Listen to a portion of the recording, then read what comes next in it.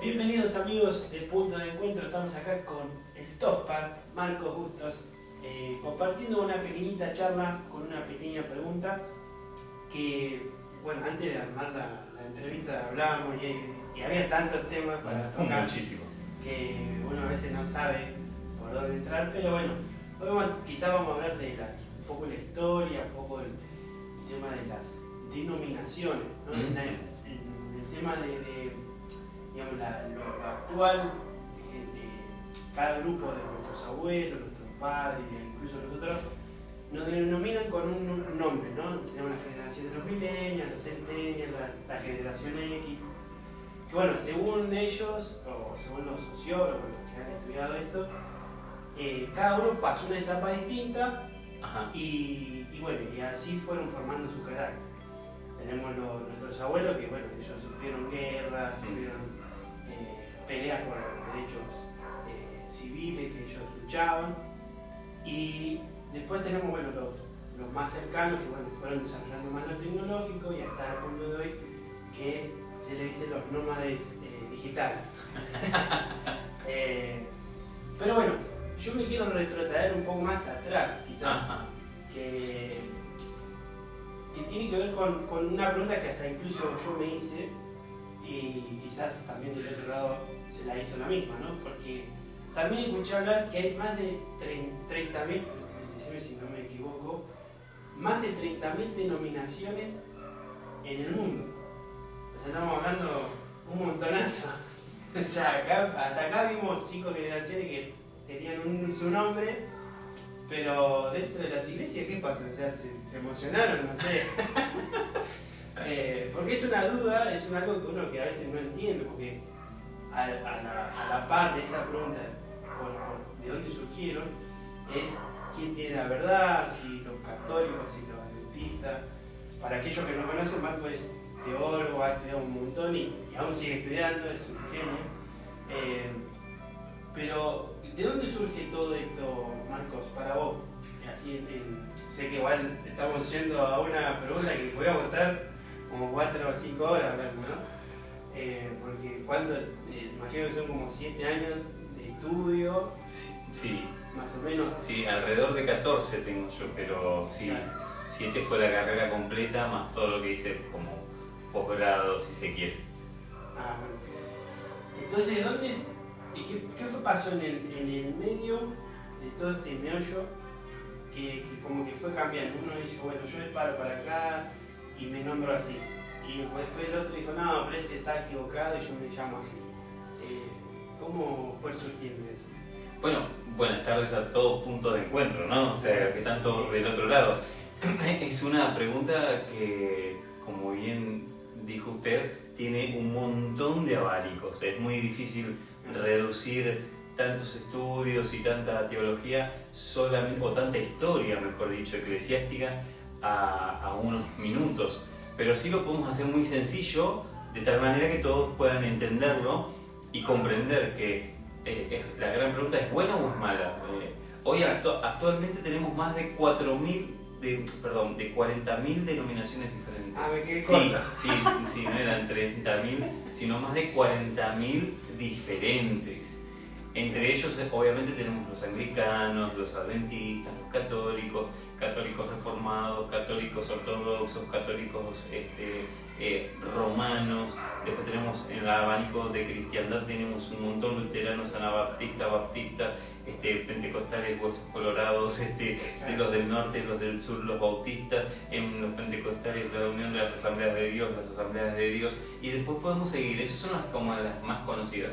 Y después pequeñas ramas de cada uno, y así podríamos hablar toda la tarde de las más de 40.000 denominaciones que hoy existen, de las ramas cristianas, ¿no? De las que se identifican con Cristo, porque después obviamente tenemos diferentes religiones, pero que no tienen a Cristo como el centro, pero las que nosotros estamos nombrando sí tienen a Cristo como el centro. Bueno, le pasó el mate. Sí, acá es con mate, si no hay entrevista. No.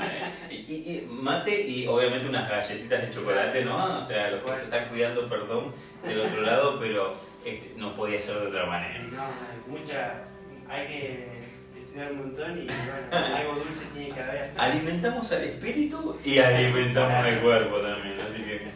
Bueno, para resumir un poquito de tanta historia, obviamente que la era primitiva, o sea, después de que fallece o de que Jesús muere y resucita, ya habían diferentes denominaciones. De hecho, en el judaísmo ya existía el fariseo, el saduceo, estaban los escribas, estaban los celotes, estaban los profetas, estaban los maestros, estaban los rabinos, estaba el sumo sacerdote, estaban los sacerdotes, estaban los que se iban a la montaña y se separaban absolutamente de todos. O sea, había un montón de denominaciones, si se quiere, bajo el mismo concepto. Luego viene el cristianismo, que son los seguidores de Cristo, que es una forma burlona de llamar a los seguidores de Cristo, ¿no? Como decir, ahí van los pequeños Cristos, ¿no? Los modelos del Cristito, como por decirlo de alguna manera. Así que cuando nace la cristiandad, nace bajo una persecución y bajo mucha fuerza del Imperio Romano, queriendo destruir al cristianismo y también al pueblo judío. Así que por la persecución 74 con Tito tienen que esparcirse en toda la tierra, y ahí comienzan las diferentes ramas. Empieza muy de a poquito. El cristianismo como tal no estaba en apogeo, sino que hasta después de que viene el Espíritu Santo, y entonces, llenos del poder del Espíritu, con Pablo, Pedro, Juan, empiezan a ser misioneros en todo el mundo, empiezan a ser apóstoles, ¿no? Enviados, y ahí comienzan a plantar diferentes iglesias, y los cristianos primitivos, que quién sabe habían recibido el Evangelio y tuvieron que huir por la persecución, ahí también ellos comienzan a hacer nuevas iglesias. Así que la iglesia está fundada por un montón de cristianos recién conversos, por apóstoles. Hay un semillero de personas. Y obviamente que el Evangelio se difundió en todas las naciones del mundo conocido, y comenzaron a haber pequeñas ramas, también pequeños fueguitos de cada denominación. Y claro, uno siempre trata de guardar el modelo, pero al aislarse, al tener diferentes, digamos, al escuchar diferentes opiniones, cada pequeño fuego fue rehaciéndose, porque no había como ahora la Biblia escrita. Entonces eran los dichos de los dichos. Algunos tenían algún manuscrito, algún rollo que habían guardado, que no habían quemado, porque la persecución fue muy fuerte para el pueblo cristiano, hasta el 300. Entonces vamos a la historia y vamos a ver ahí que hay todo un suceso, un emperador que por medio de una visión, de un sueño, dice: en nombre de la cruz vencerás, y ahora se hace el cristianismo la religión oficial del imperio, y ahora es al revés. O sea, empiezan a matar a los que no quieren ser cristianos, y ahí viene el teje y maneje, porque la iglesia empieza a infiltrarse otras religiones que, para que no los maten, comienzan a hacerse de cristianismo, pero mantenían sus historias, mantenían sus religiones paganas, y las infiltraban un poquito, las pintaban un poquito y las hacían cristianas. Y ahí se empezó la mixtura, ¿no? Se empezó a mezclar un poco el paganismo dentro de la iglesia cristiana. Y es mucha la historia, ¿no? O sea, yo ahí abarqué nada más 300 años de la historia muy rapidito, como un cuento, como una historia. Pero después hay muchos años más, hay imperios que derrocan a los emperadores, hay imperios que sacan el cristianismo de raíz. Obviamente que nunca el cristianismo dejó de existir, porque fue siempre el propósito de Dios, ¿no? La iglesia, así como el pueblo judío hasta que Cristo vino, y luego la iglesia sumándose al propósito del pueblo de Israel, como injertados de alguna manera. Así que todo esto es historia. Pero ¿por qué hoy, o sea, después de 2024 años después, todavía siguen habiendo nuevas religiones? Bueno, un poco es por el celo de siempre tener la verdad. Claro. ¿No? Esto de, mira, mi denominación es la verdad. Claro. Y después usted se encuentra con otro que tiene otra denominación y, no, nosotros tenemos la verdad. Después se encuentra con otro y el otro dice: no, pero nosotros recibimos la revelación, ¿no? Y nosotros tenemos la verdad. Y es muy egoísta pensar que de las más de 40.000 ramas de denominaciones cristianas, justo yo tengo la verdad. Claro. Sí, Sí. Es medio extraño, ¿no? Y es muy egoísta pensar que solamente mi denominación tiene la verdad. Luego, cuando estemos por terminar, les voy a regalar una pequeña historia que estoy por subir también a mi canal, pero las voy a regalar así como primicia. Sí, bueno, sí, abajo van a aparecer las redes sociales, el canal de YouTube de Marco, que lo pueden seguir, conocer un poco más todo lo que ha hecho hasta el momento. Pero es interesante porque yo había leído también, y capaz también esto por esto de las mezclas, que en la persecución es como que en esa mezcla de culturas y eso, algunos como que decían, capaz que adopto un poquito de esto, no me parece mal pero mantengo a mi diosecito, ¿no? O sea, claro. Le soy fiel a Dios, pero también le voy a claro, Atenas, a Artemisa, ¿no? A dios Zeus, porque era paganismo infiltrado en el cristianismo. Y claro, y yo lo que había escuchado también es que bueno, los imperios también habían quemado como los manuscritos, los escritos de no hay nada original de manos de los apóstoles. No quedó ningún escrito original. Sí podemos retrotraernos a escritos de escritos que son fidedignos, sí, totalmente, pero de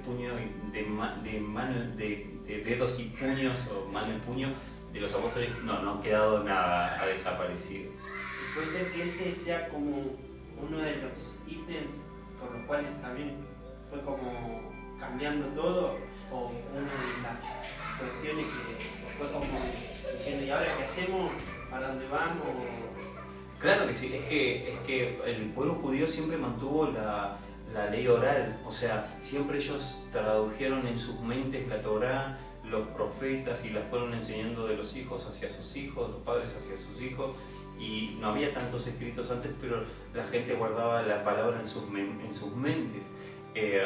Y después de la persecución, obviamente que el imperio quiso erradicar toda raíz y foco de cristianismo dentro del imperio romano, pero nunca se pudo, porque siempre había un manuscrito, una copia de la copia, y Dios fue fiel siempre en mantener, porque uno entonces podría decir, bueno, entonces desecho la Biblia porque no dudo que sea la verdad. No, porque el espíritu de la palabra, ¿no? Cuando uno lee en contexto todo lo que dice un párrafo o los libros sinópticos, por ejemplo, tienen el corazón del escritor, y el corazón está inspirado por Dios, entonces es fidedigno, obviamente. Quien sabe, hay textos espurios, bueno, ahí nos metemos en otra historia, ¿no? Los textos espurios son lo que es el agregado del autor, o sea, no del autor de los apóstoles, digamos, de los autores de este siglo más que nada, ¿no? Las interpretaciones de lo que quiso decir el apóstol o de lo que quiso decir Cristo, eso se llaman textos espurios, pero más allá de eso, uno puede confiar en la verdad de las escrituras, porque hasta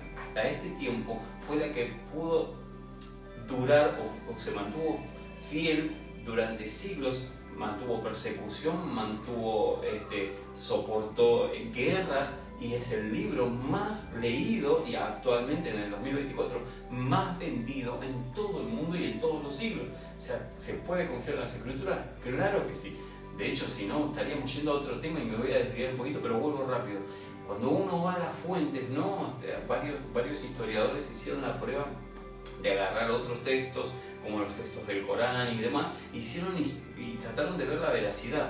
De ahí se nacen los antropólogos, ¿no? Que empiezan a estudiar las tierras, los lugares, y se dan cuenta que en otros libros no encontraban lo que se relataba ahí.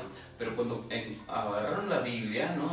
Las narraciones de David, las guerras, cuando empezaron a socavar y a excavar las tierras, encontraban medallas, encontraban monedas, encontraban cascos, y ahora están obviamente en los museos expuestos para que cualquier persona pueda ir a verlo. De hecho, se puede googlear. Así que es fidedigna la Torá, es fidedigna los libros proféticos, es fidedigno el Nuevo Testamento. Claro que sí. No tenemos de mano, ¿no? Pero sí podemos confiar en la veracidad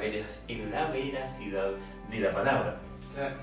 ¿Y te pasó así de, por ejemplo, quizás vamos a explicar un poquito, no todas, pero pequeñas diferencias que vos encontrás, y quizás uno te vino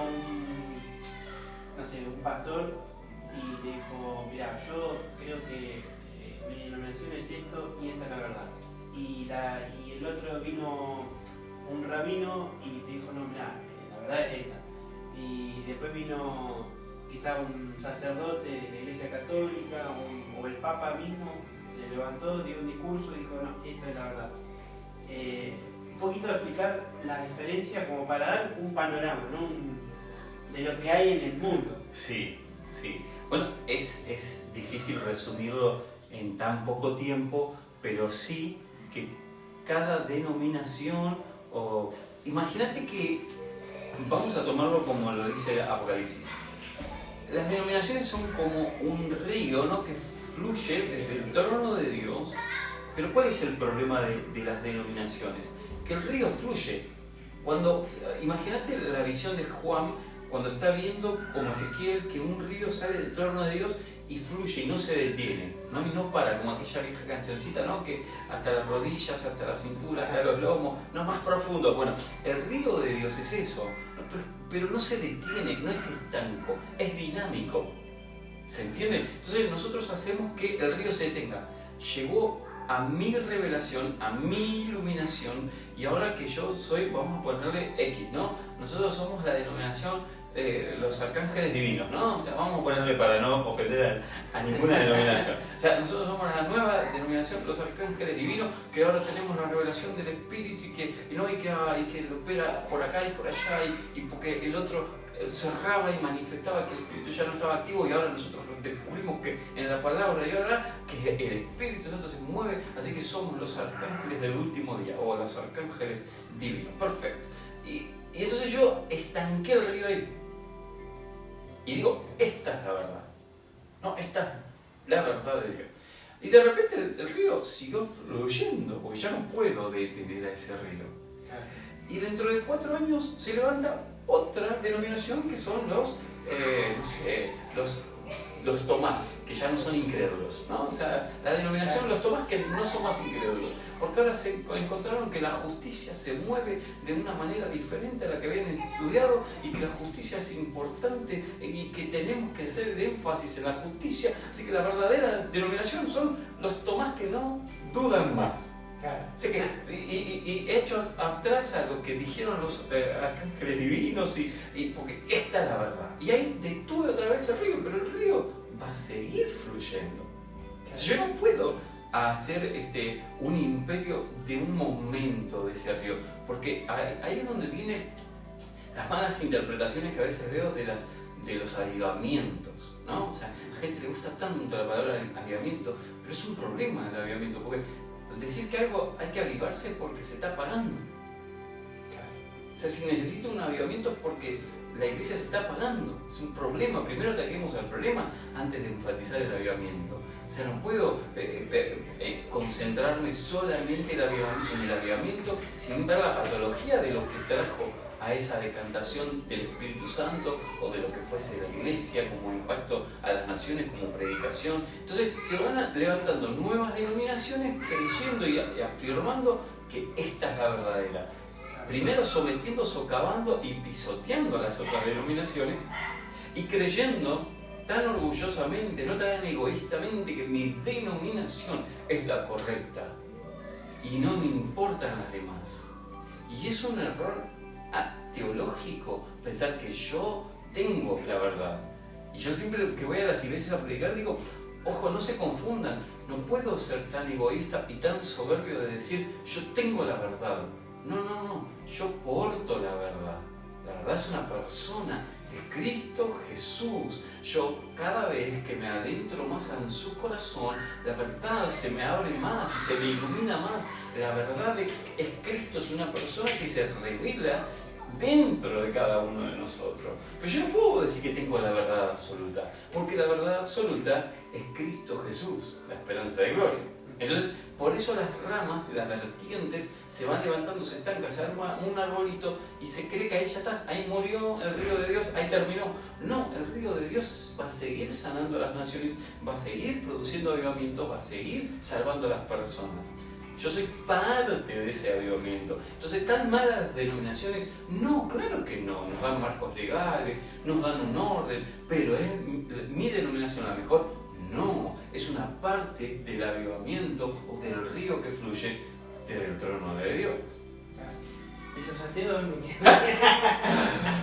Porque capaz el ateo que escucha del otro lado y dice, y bueno, obviamente no cree, Ajá. gracias a Dios dice. Gracias a Dios, ¿no? Soy ateo, gracias a Dios. Pero, ¿qué recomendación vos le darías?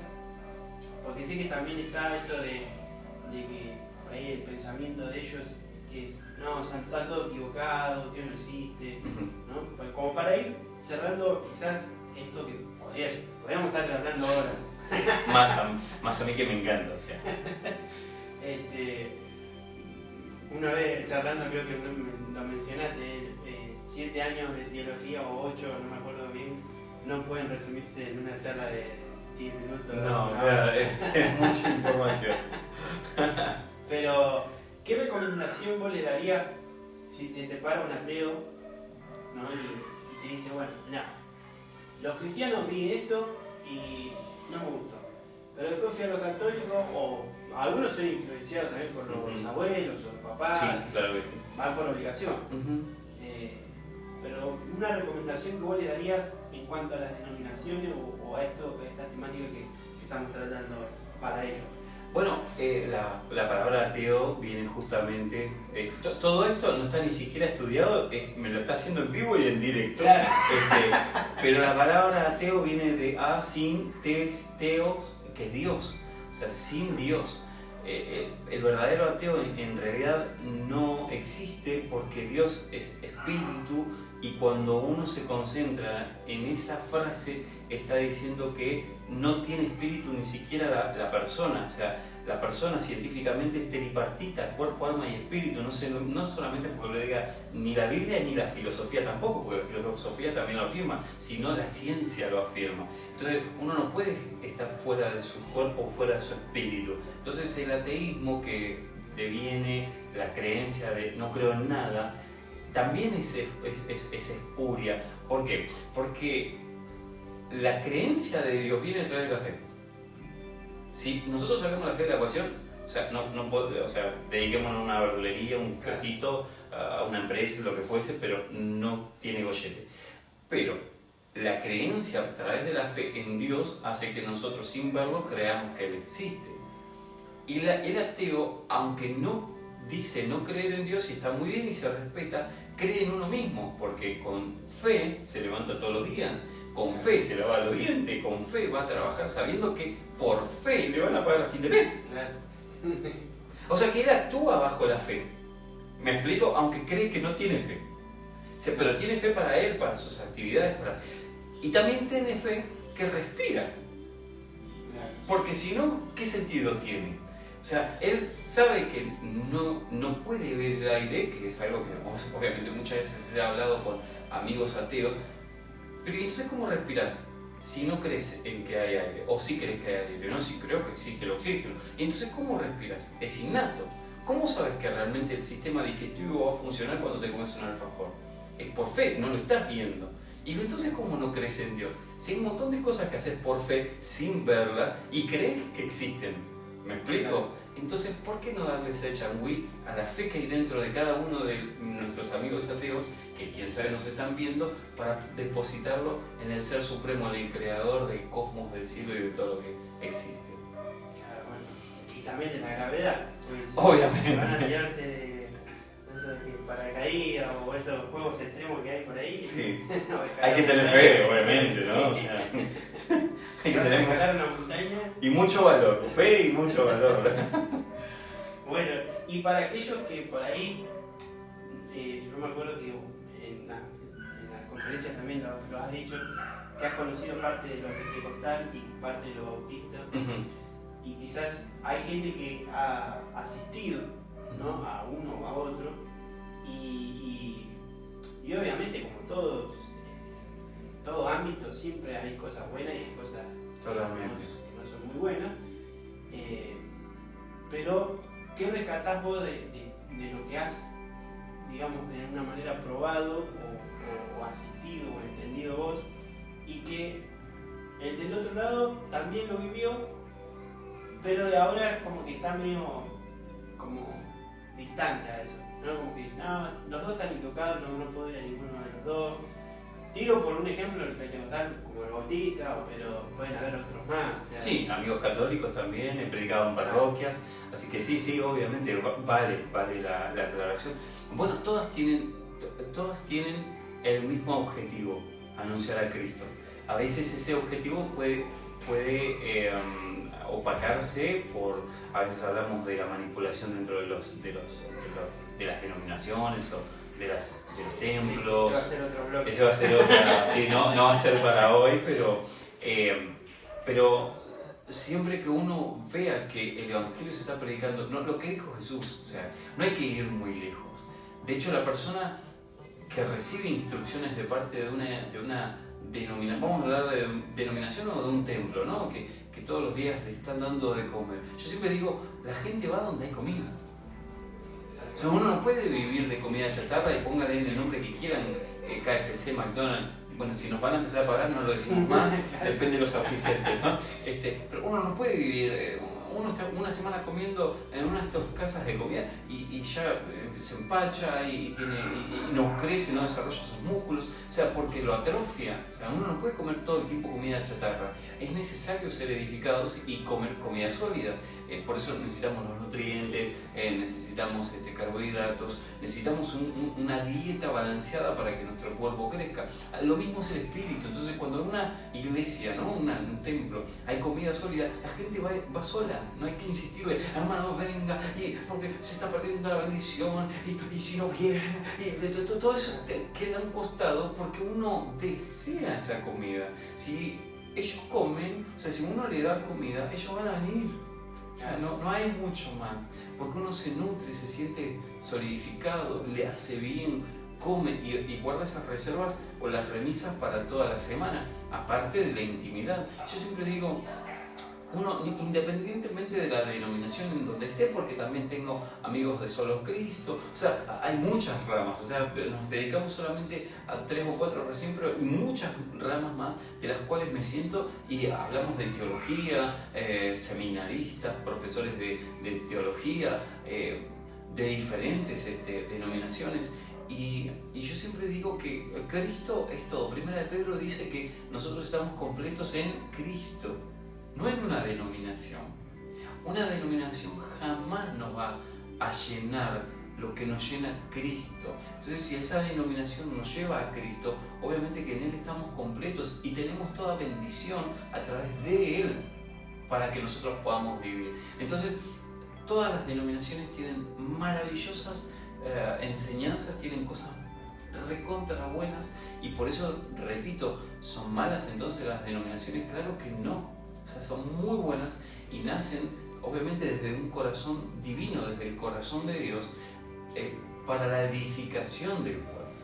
Así que no importa dónde estés, mientras estés comiendo, mientras estés recibiendo nutrientes y una dieta sólida de parte de Dios, mantenete firme. Ahora, cuando no la estés recibiendo y se parezca mucho a la comida chatarra, huí por tu vida. No te fores. Bueno, muchas gracias, Marco, por este pequeño bloque. ¿Van a ver más? Sí. Como recién mencionamos, uno, la manipulación dentro de... Uf. Podríamos hablar de eso, pero lo vamos a dejar para el próximo bloque. Esperamos te haya servido este bloque en cuanto a las denominaciones, para tener una idea más o menos general. Y nos vemos en el próximo bloque, que también vamos a estar compartiendo acá con Marco Augustos. Si me dejas, sí, termino con una historia, que era lo que te... Dale. Le pido perdón, le pido permiso acá al encargado. Te cuento una historia rápida y que después la voy a tratar de subir también a mi canal. Para entender esto de las denominaciones, ¿no? Porque he estudiado, investigado, rumiado cuándo nacen, por qué nacen los corazones de los creadores.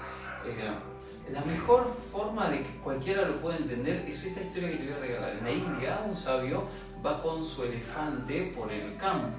De repente empieza a caer la noche. Es muy conocida, o bueno, no sé si tan conocida, pero por lo menos va a revelar o a satisfacer algunas preguntas de los que están del otro lado. Como cuál es la denominación correcta, por ejemplo. Entonces este sabio comienza a caminar con su elefante y empieza a caer la noche y se empieza a desesperar porque está adentrado en el bosque y no tiene forma de cuidar a su elefante y cuidarse él, resguardarse. Hasta que de repente ve una chimenea a lo lejos. Así que apresura sus pasos con su elefante que venía trayéndolo atrás con una soga, ¿no? Y ve un granero, una chimenea, se mete rápidamente, mete a su elefante, ya es de noche, ¿no? A gatas puede ver, mete a su elefante, lo ata en el granero, golpea la puerta de la casita que estaba humeando en la chimenea y de repente lo atiende una persona y le dice: sí señor, ¿qué desea? Mire, no tengo dónde pasar la noche, yo vengo con mi elefante y lo dejé en el granero de ustedes, quería saber si ustedes me dejarían dormir ahí en el granero con mi elefante, porque claro, cuando abrió la puerta vio que eran 5 hombres que estaban ahí. Ah, sí, no se da problema, pase usted, le dice, nosotros somos 5 hermanos, pero le quiero hacer una pregunta, dice el más intrépido, le dice: ¿qué es un elefante? El hombre no lo puede creer, ¿sabes? ¿Cómo que es un elefante? ¿Que nunca han visto un elefante? Le dice. No, porque los 5 somos hermanos, pero también los 5 somos ciegos. Por eso ni siquiera le podemos ver su rostro. Ah, bueno, entonces mañana le voy a mostrar lo que es un elefante. ¿Y por qué no hoy? Le dice el intrépido. Si nosotros igual mañana tampoco lo vamos a poder ver. Es verdad, perdóneme, dijo el sabio. Entonces los llevó al granero todos juntos de la mano. Cuando entra al granero, los pone todos diferentes para que vayan tocando al elefante.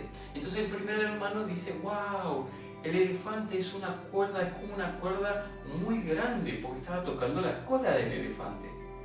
Entonces el segundo hermano le dice: no, torpe, no, el elefante es como una roca bien firme, es como una columna, dice, es muy dura. El tercero dice: no, ustedes se están confundiendo, el elefante es muy gomoso, es muy cómodo, porque le estaba tocando el estómago. El cuarto dice: ustedes son los 3 torpes, el elefante es muy firme, es que estaba tocando el marfil, el cuerno del elefante. Se están confundiendo ustedes, cantó el quinto, el elefante es como una manguera muy gruesa, a la vez también muy suave. Entonces ya empezaron a discutir: no, vos te confundís, no, vos te confundís. El sabio pidió un poquito de atención y dice: déjenme decirle una cosa, los 5 están en la verdad y los 5 no lo están.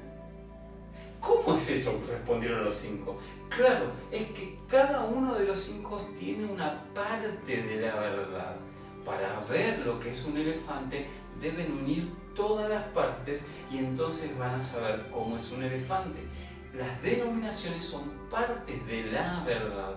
Para saber lo que es el verdadero cristianismo debemos unir todas las verdades, todas las partes, y ahí vamos a tener el concepto del cristianismo. Increíble, espectacular, mejor explicación imposible. Bueno, muchas gracias. Por favor. Espero que les haya servido y nos vemos en el próximo bloque. Claro que sí. Charlando más acerca de esto del cristianismo, de todas los las inicios religiones y la historia y bueno. Así que bueno, hasta la próxima. Chao, chao.